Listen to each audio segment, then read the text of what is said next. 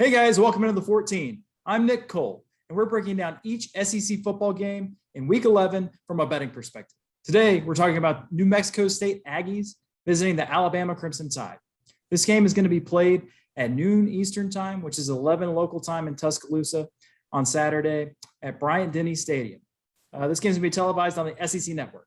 From a betting perspective, Alabama opened as a 50-point favorite in this game, and as of the recording of this video, we're a 51-point favorite. Crimson Tide over-under on that game opened at 67.5, and it is at 67 as of right now. Bringing our betting analyst, Christopher Smith. Christopher, this is potentially the ugliest game in between two Division I FBS teams, maybe all season, potentially? I don't know about all season, but certainly this week. Clemson, as bad as they've played against UConn, is another candidate for this week. But Nick, I know somewhere out there you've got a New Mexico State plus 7,000 money line ticket. I've seen is not most sports books are not going to offer it, but I think there's one sports book out there with a plus 7,000 money line ticket. So why don't you tell us if you're going to bet that, and also give us the weather, injuries, and Nick's news and notes. I think $1 spent there is $1 wasted, unfortunately. Let's start with the weather on this one. In Tuscaloosa on Saturday, we're going to have temperatures in the 50s. It's going to be sunny, so not much to worry about there from a precipitation standpoint. But we do have an 8 to 10 mile per hour forecast on the wind. So that's something to monitor. That shouldn't be too alarming, but once we get to 10 or above, it's something to start taking notice of when you're talking about a total on a game. On the injury side of things, we'll start at Alabama and just say, hey, there's nothing really new here for the Tide, which is good at this point in the season, that we're not reporting on anything major.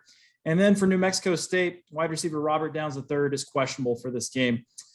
News and notes wise, let's start with Alabama and how they narrowly avoided disaster last week. LSU was more than a 4 touchdown underdog at Bryant-Denny Stadium last week with a coach who is on his way out the door, halfway out the door, Coach Ed Orgeron is.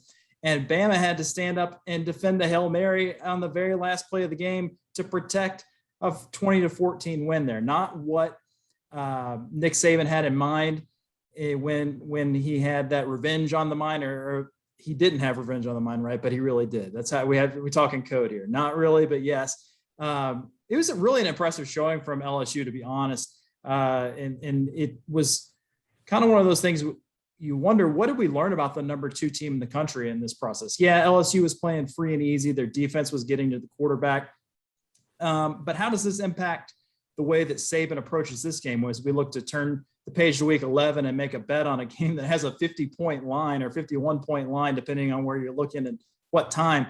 New Mexico State is terrible. They are number 4 in ESPN's bottom 10 rankings this week. I think they've been higher than that at various times. But right now, they're settling it behind Kansas, UConn, and UMass. The Aggies are on a 5-game losing streak.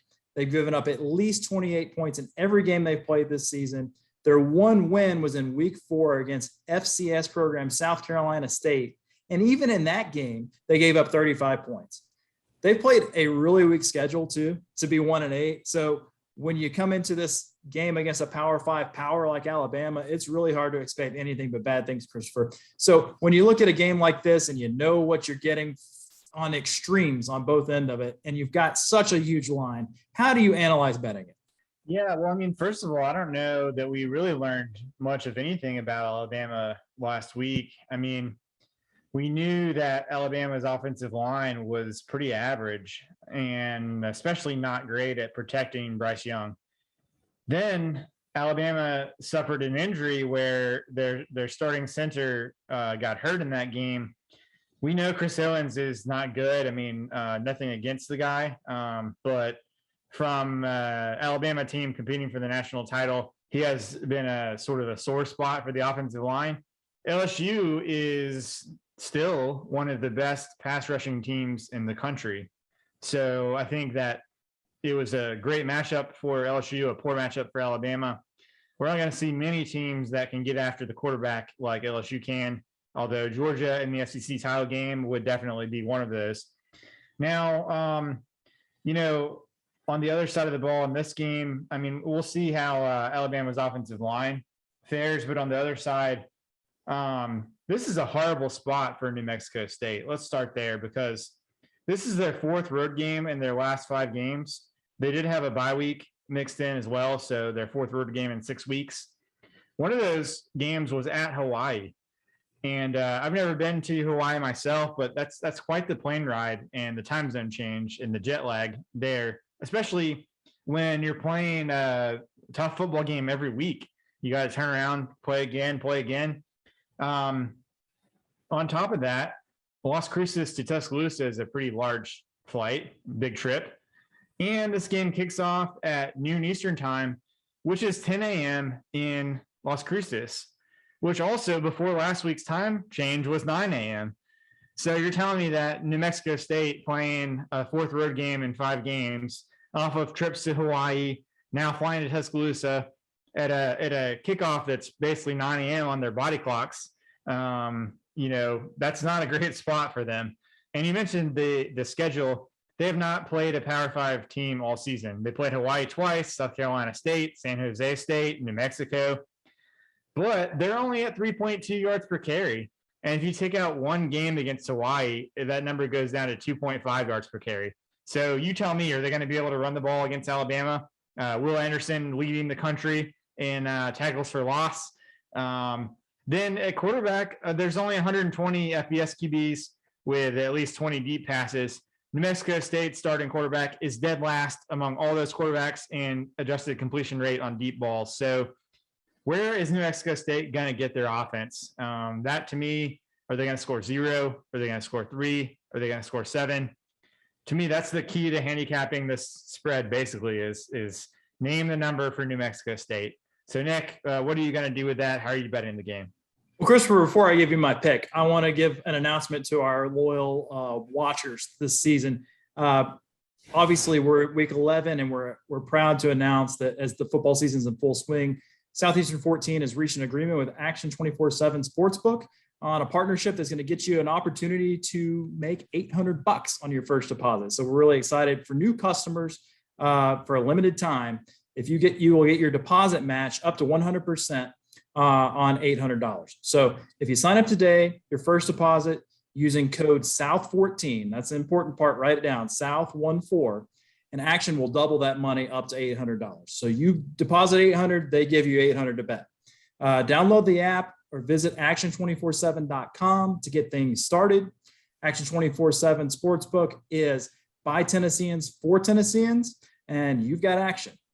That being said, my action, I actually like one of the things that we've got on this game. It's one of my favorite bets of the week. It's not the line, not the side, rather. I can't get behind laying 50 points or taking 50 points from New Mexico State. So for the purposes of the pick, I will lay the 51 from Alabama minus 51, but that's just for keeping track record here. What I'm interested in with my real money on this game is the under 67. And I think that's because I don't see a scenario where New Mexico State scores over 10 points.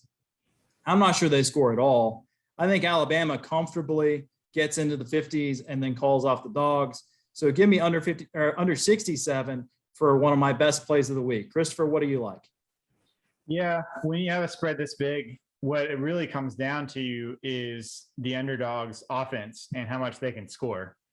And I'm not going to bet on the side on this game, but it's hard to pick against Alabama minus 51 here, just because if you think New Mexico State's not going to score, I mean, not only does that make it easier to cover, but you may get a defensive score if you're Alabama. You may get a super, super short field because of a turnover. You may have the ball for 40 minutes out of the 60 minutes. So for me, if I have to pick, I'm going Alabama minus 51.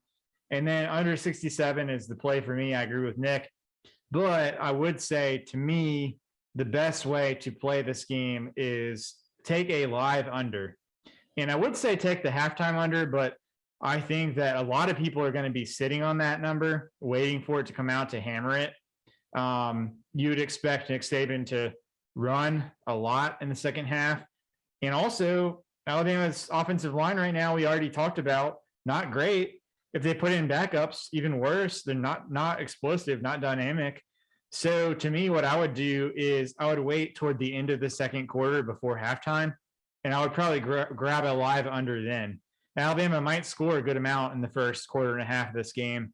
So I think you're going to get the best value if you wait to bet the under at that point. But for Nick Cole, I'm Christopher Smith for the 14, and we'll talk to you next week.